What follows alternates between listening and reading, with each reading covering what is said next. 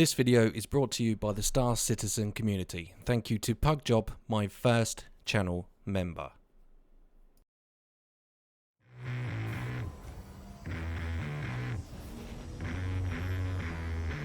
When you need to get it there.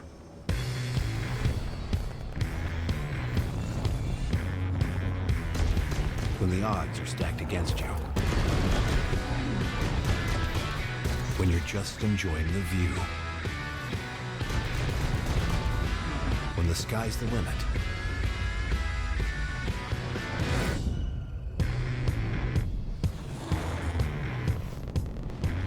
When it's time to get to work.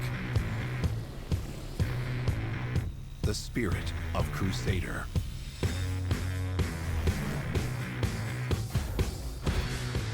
One ship, endless possibilities.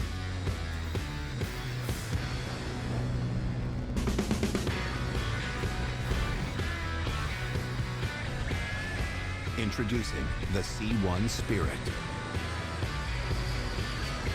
Deliver the future you want to see.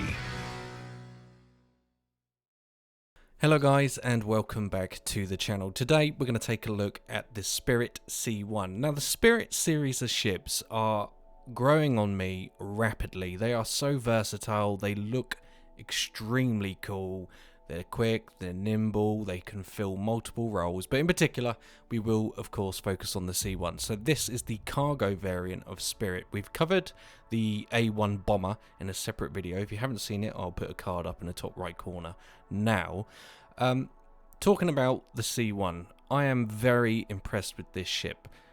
We know it had a buff from 48 SCU of cargo carrying capacity up to 64, and it was Crusader's answer to the Cutlass from Drake Interplanetary. Now, as far as I'm concerned, the Spirit series of ships are fantastic. It's not a competition between Cutlass and Spirit, in my humble opinion. You may disagree. Now, I have a lot of love for the Cutlasses. I think a lot of people do. I cut my teeth with the Cutlass Black in this game. I'm very fond of the Cutlasses, but I do not think there is a competition. However, I do think the C1's closest rival is the Taurus. Now, the Taurus is also a fantastic utilitarian cargo ship from Robert Space Industries, and I think the C1 is more in competition with the Taurus than it is the Cutlass, in my humble opinion. Maybe I should revisit the Taurus, because I nearly picked one up. Very nearly. I do think the C1 has the edge in terms of style, but the Constellation Taurus is in its own right a very popular and useful ship. You know, it also has tractor beams. Yeah, I think that's where the fight lies, if I'm being completely honest. You know, you could disagree with me, but I just do not feel that the Cutlasses in any way, shape or form are a match for the Spirit series of ships. Sorry, not chips. With that in mind, I do think that the Drake Cutlasses are starting to show their age a little bit. So whether or not CIG decide to rework the Cutlasses, I don't know. Possibly. I, however, would much rather them have the current model of Cutlass as a legacy model, let's say, and let's have a Cutlass Mark II. Let's have Drake manufacture something that is on the same terms and has a fighting chance against the Spirits, because I honestly feel like there is just no competition between those two ships. So let's talk about the C1 then. I've been using it the last couple of days as my subscribership, so I get to try it for a week. I've been using it as a daily driver. I think a lot of people would like this as a daily driver, and if I had the opportunity to restart this game a fresh character, a fresh player, so to speak, not a fresh character, a new player, I would almost certainly be looking at the C1. There are a few issues I have with the ship, mainly one bug but I've noticed, which is annoying. It will get ironed out, of course it will, but apart from that, this ship is a very solid buy. Respectable cargo, excellent interior, cockpit is very nice, everything about it is just a very nice ship to be in, and I just don't feel that the Cutlasses pose a threat to it whatsoever. And what I do like about the Spirit series of ship is the blueprint. The layout of these ships is really well thought out. I have no major qualms with how the ship is internally, in terms of where the components are. Everything is just easy to reach, easy to get to, easy to read. It's just a really solidly built ship. Apart from the one bug, which I'll come on to later, I think internally the ship is superb in its design. Everything is so easy to get to. You don't get lost. It's really well thought out. My only complaint with the layout of the ship, if I'm honest, is you have some major components at the back that if someone was, even though we have ship trespassing now, which is excellent, if someone was to come on board and tractor beam your components out, that's not cool, but you know, the odds of that happening are pretty slim. Other than that, I think it's a very well designed ship. Okay, so let's go over the features of this brilliant ship. Features are cargo hold. The ship has an internal holding that can store up to 64 SCU of cargo, as well as a separate internal storage space. Vehicle storage. Thanks to its convenient access ramp, the internal holding can accommodate small vehicles to assist with ground operations. Tractor beam. At the rear of the ship, a size 3 tractor beam is placed conveniently over the cargo entrance to help with loading, offloading of items. Weapons. With 2 size 3 gun hardpoints on the ship's wings, 2 size 2 guns on the nose turrets, and racks that can hold size 3 missiles, the C1 can hit back hard when required. Crew accommodation. Conveniently placed right behind the cockpit, the C1 has 2 beds to help with those longer cargo runs. The C1 Spirit is a medium-sized hauler with a focus on versatility and flexible design.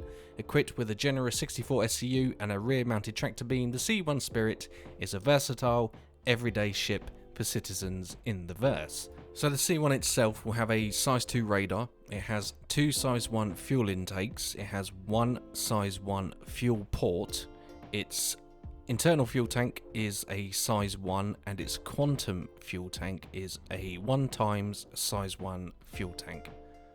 Okay, so I've been taking this C1 for a spin around the verse doing random tasks and missions. You know, I've done cargo running obviously and managed to pick up a ridiculous amount of Laranite because no one is doing any cargo running, it seems.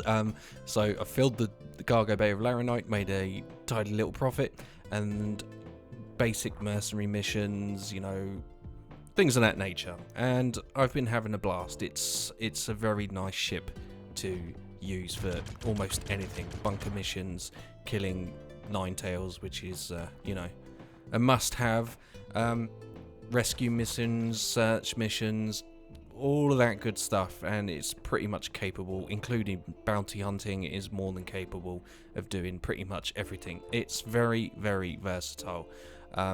So I think that appeals to a lot of people, having a ship that can do a lot of mostly everything, you know, and the C1 is just superb. And here we have a Cutlass, and it's a shame really, I think, because the Cutlass is awesome in its own right, but it's just not a competition, as these guys scamper, as so they should. Internally then, you can see we can fit various manners of SCU in the cargo hold.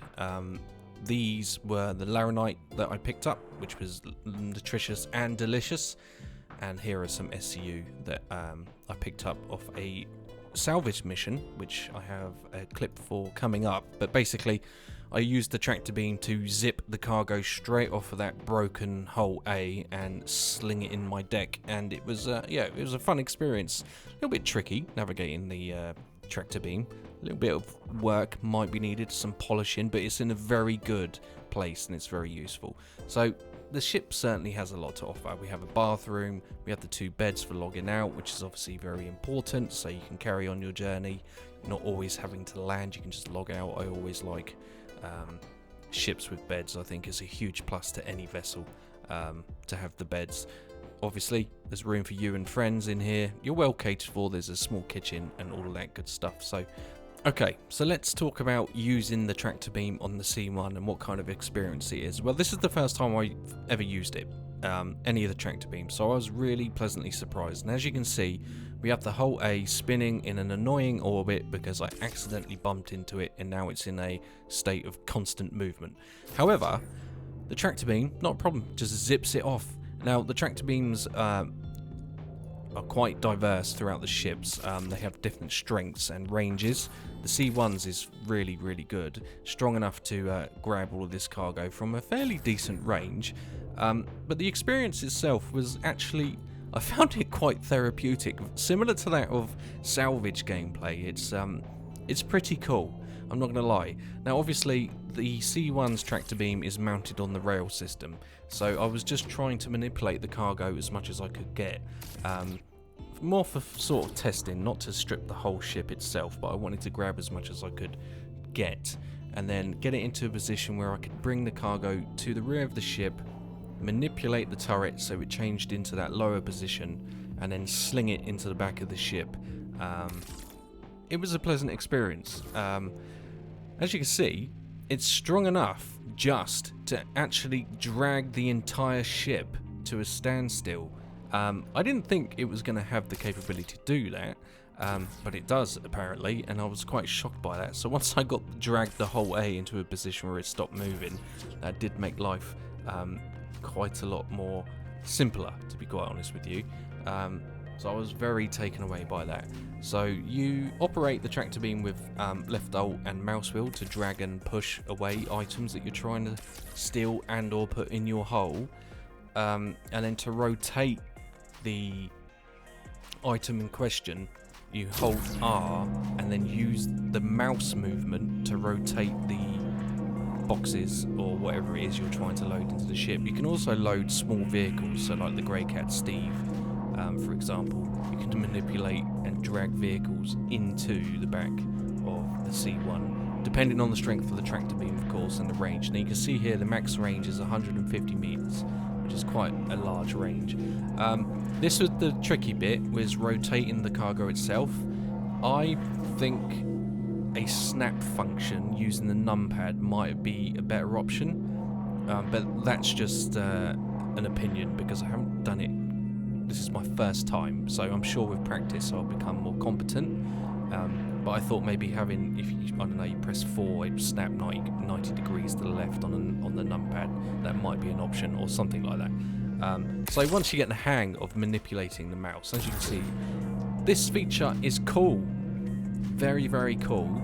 So the next ship I am going to do will be the Argo SRV, because I really, really, really want to drag a broken ship through space with that tractor beam, because I was having a blast with this.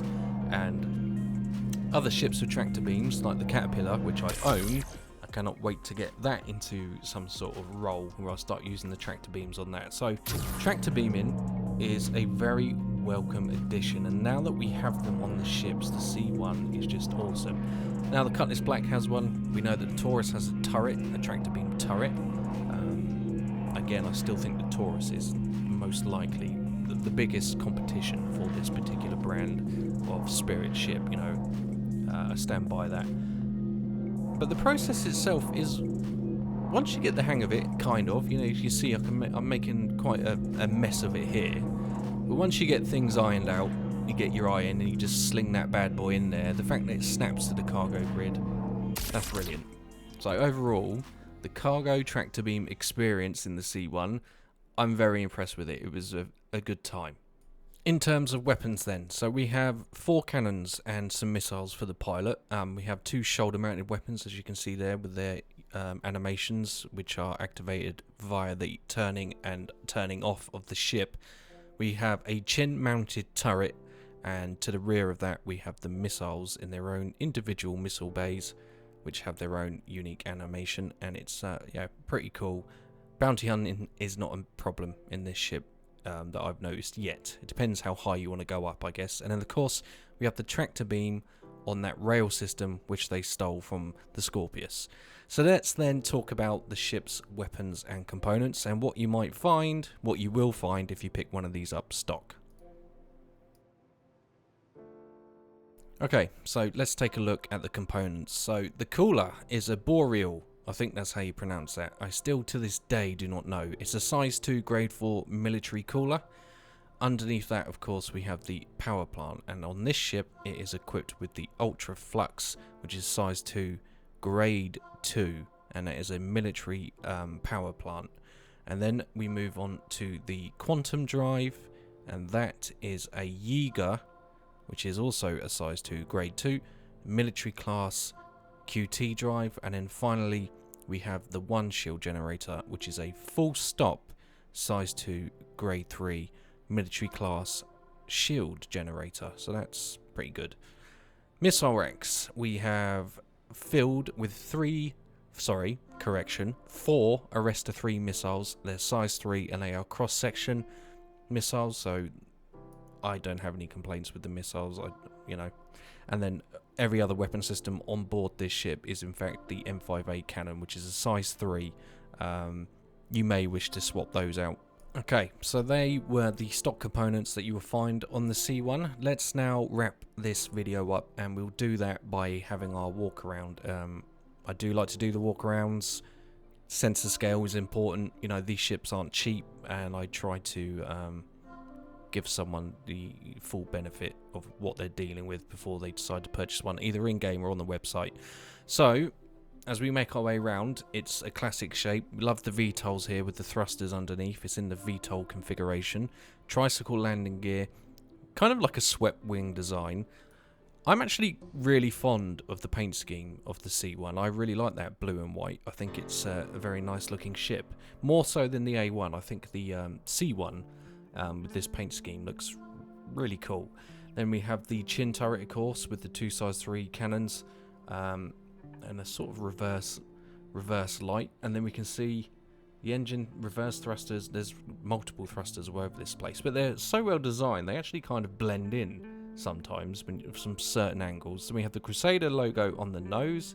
It's a very long ship. It just about fits in the metric of this hangar, which I think is an extra small hangar, I believe. I could be wrong. I'm more than likely wrong, so take that with a pinch of salt. So kind of like a swept wing design, tricycle landing gear. We have the VTOL wings, which is awesome. I really like them. And then we have the RGB lights on the wingtips, if they are RGB. Let's just say they are. Neon lights, maybe.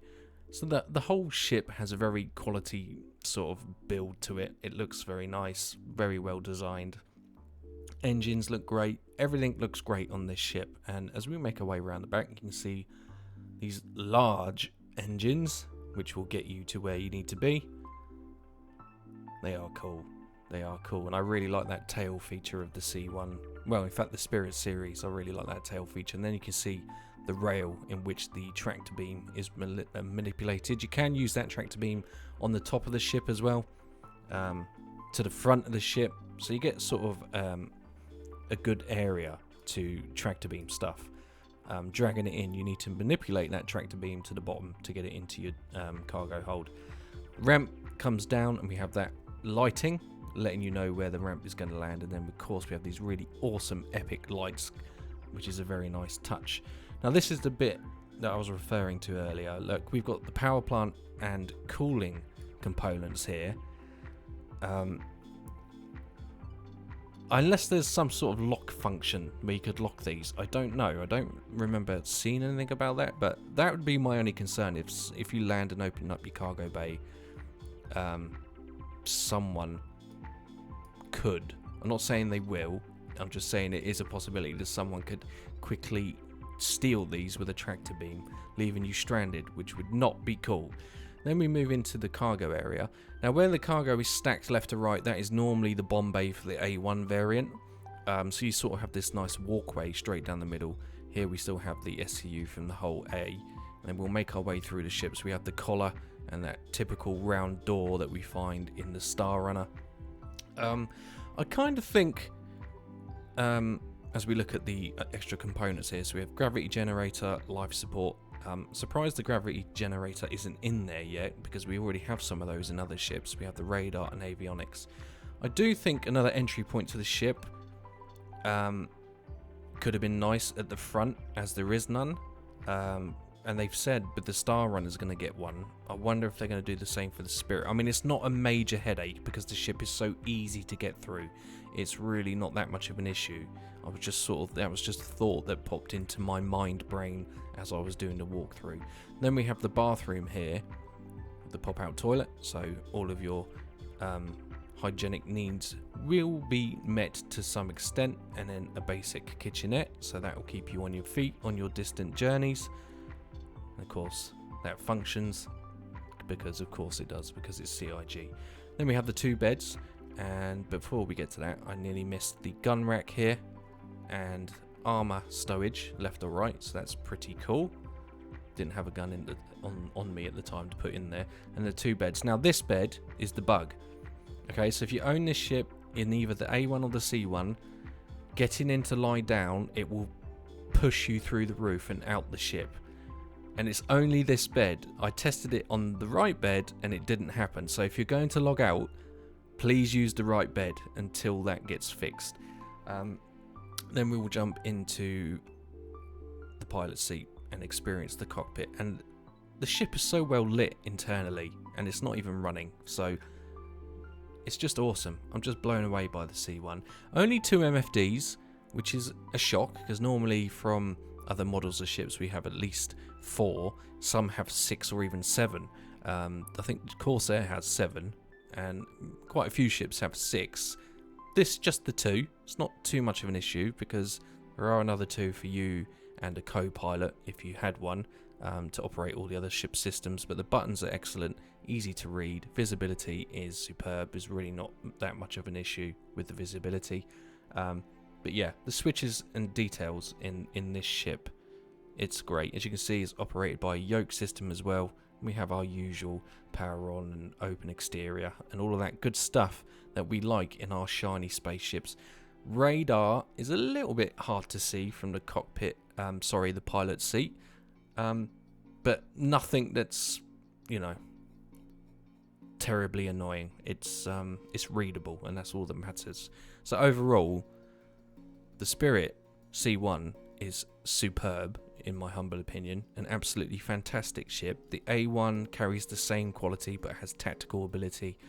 Just great ships, guys. So there we go. That was my video on the Crusader C1 Spirit. I hope you enjoyed it. If you did, you know what buttons to press, and I of course will have more Star Citizen content en route to your location very soon. Thanks guys, cheers.